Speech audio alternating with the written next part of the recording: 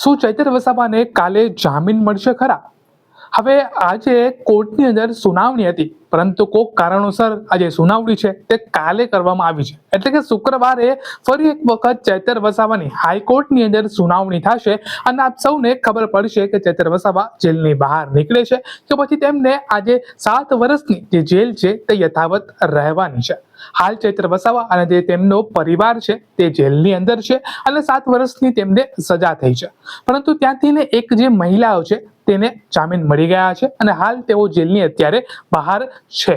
હવે જે ઇમ્પોર્ટન્ટ વાત છે તે છે કે કાલની અપીલમાં જે આમ આદમી પાર્ટીની ટીમ છે તે કઈ સ્ટ્રેટેજી કે કઈ આ કાનૂન અપનાવશે કે જેના કારણે જે ચૈતર વસાવા છે તેને જેલની બહાર કાઢવામાં આવશે તે આપણને કાલે જોવાનું રહ્યું. જો ચૈતર વસાવાને જામીન મળે છે તો ચૈતર વસાવાનું જે એમએલએ નું પદ છે તે યથાવત રહેશે, કોઈ એમએલએ પદ ઉપર તેમને ખતરો નહીં મળે. પરંતુ જો તેમને હાઈકોર્ટની અંદરથી જામીન ના મળ્યા પછી તેમને જવું પડશે સુપ્રીમ કોર્ટની અંદર.